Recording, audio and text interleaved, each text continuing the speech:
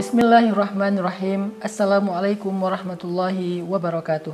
Pada kesempatan ini saya pengen sharing sama teman-teman tentang hal yang paling penting dalam menata hati ataupun membersihkan jiwa kita. Disebut oleh ulama dengan istilah madakhilus syaiton ilal qalb. Penjelasan tentang jalan-jalan masuknya syaiton ke dalam hati manusia. Syekh Said Hawa menjelaskan bahwa hati itu seperti sebuah benteng. Jadi kalau ada kerajaan, maka hati adalah benteng dari kerajaan itu. Jadi kalau misalnya diri kita adalah sebuah kerajaan yang berisi berbagai macam organ, kemudian bagian-bagian dari tubuh kita, mulai dari pikiran sampai jawarih, yaitu anggota tubuh kita seperti organ kaki dan tangan, maka bentengnya adalah hati. Sehingga syaitan akan mencari-cari jalan gimana cara bisa menembus benteng tersebut, bisa masuk ke dalam benteng tersebut. Kalau dia sudah berhasil masuk ke dalam benteng itu, maka dia akan menguasai satu kerajaan. Jadi ibaratnya hati adalah benteng, sedangkan syaitan adalah musuh yang sedang mencari jalan untuk menembus benteng tersebut. Sehingga kita perlu cari tahu biasanya apa aja yang dibidik oleh musuh ini, oleh syaitan ini, agar dia bisa menembus benteng hati manusia. Syekh Said Hawa dan para ulama menjelaskan ada banyak sekali jalan-jalan atau celah-celah syaitan masuk ke dalam hati manusia. Di antara yang paling berpengaruh itu yang pertama adalah al-ghadab wasyahwah. Yang pertama adalah al-ghadab, marah. Karena marah itu pintu yang paling rentan masuknya syaitan ke dalam diri manusia. Makanya banyak banget orang ketika dia marah, dia jadi kesurupan misalnya, atau setidaknya kalau nggak kesurupan pun dia jadi meledak-ledak, dia jadi lupa diri, dia jadi mengucapkan kalimat-kalimat yang tercela, dia jadi berperangai dengan perangai yang dia sendiri malu. Kan banyak sekarang viral ya, ketika orang lagi marah di jalan, marah-marah, kemudian perilakunya itu ternyata nggak dia sadari direkam oleh orang lain.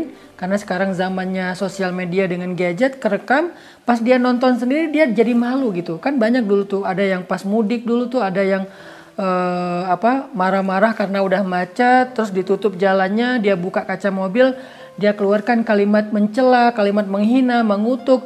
Pas dia ngelihat sendiri video dia ketika marah, dia ngerasa malu, akhirnya minta maaf. Ini gara-gara apa? Gara-gara marah membuka celah bagi syaitan untuk masuk ke dalam diri kita, sehingga ketika syaitan udah masuk ke dalam diri seseorang, nggak mungkin kecuali menggoda orang itu kepada dosa-dosa, baik dengan perilaku, dengan ucapan, dengan banyak hal. Pintunya adalah marah. Sekarang malah marah ini lebih luas daripada sekedar, kalau dulu kan marah kayak emosi, kemudian dia jadi membentak atau berbuat zalim. Kalau sekarang mungkin varian dari marah itu udah lebih luas. Ada orang yang sekarang ketika dia marah, dia mengekspresikannya dalam bentuk-bentuk yang mengerikan, termasuk menyakiti diri sendiri, menyakiti orang lain, yang kita kenal dengan istilah mental illness. Sekarang tuh banyak banget orang yang kena mental illness gara-gara dia marah, kecewa.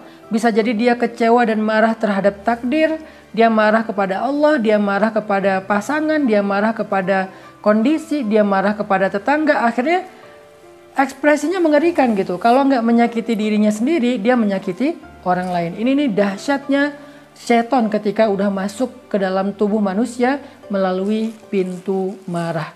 Itu yang paling mengerikan di antara semua celah-celah setan masuk ke dalam diri manusia. Makanya Nabi mengatakan ketika ditanya, ya Rasulullah beri saya nasihat, la taghdab, jangan marah. Apalagi ya Rasul, jangan marah. Apalagi ya Rasul, jangan marah. Nabi mengingatkan berkali-kali bahwa marah itu bahaya, marah itu bahaya. Bahkan karena marah seorang anak bisa menyakiti orang tuanya. Seorang anak gara-gara nggak dikasih uang untuk game online, akhirnya dia memukul ibunya. Seorang murid memukul gurunya gara-gara gadgetnya mungkin ditahan sama guru, akhirnya gurunya dikeroyok sampai meninggal dunia. Seorang tetangga hanya gara-gara masalah sepele, parkir mobil atau mungkin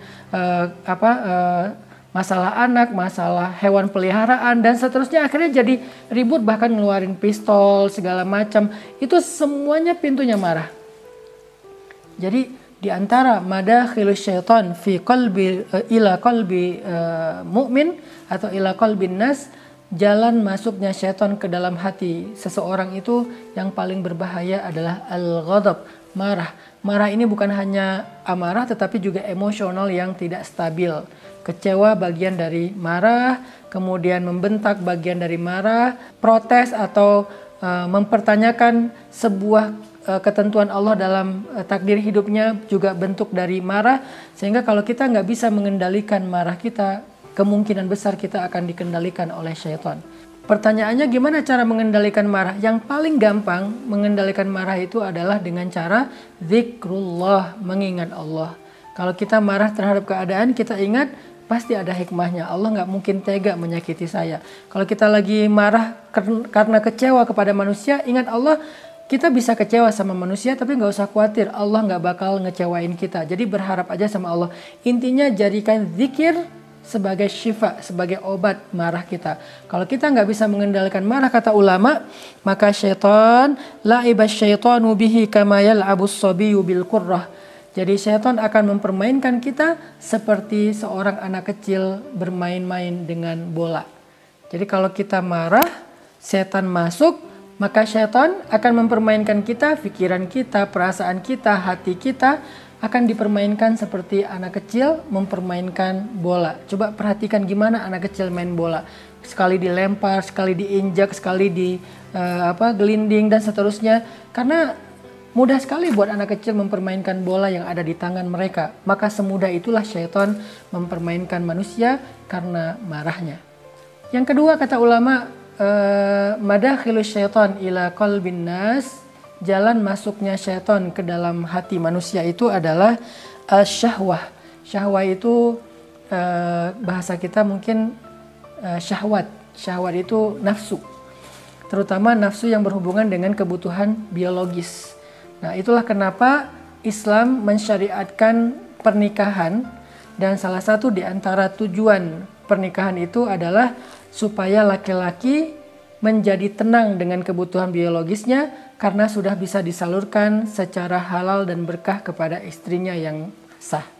Itu salah satu tujuan dari pernikahan. Jadi kalau misalnya ada cewek bilang gini, lo mah nikah karena nafsu. Ya emang, nikah emang karena nafsu. Kalau nggak nafsu, maka pernikahan buat dia bukan sesuatu yang sangat membutuhkan.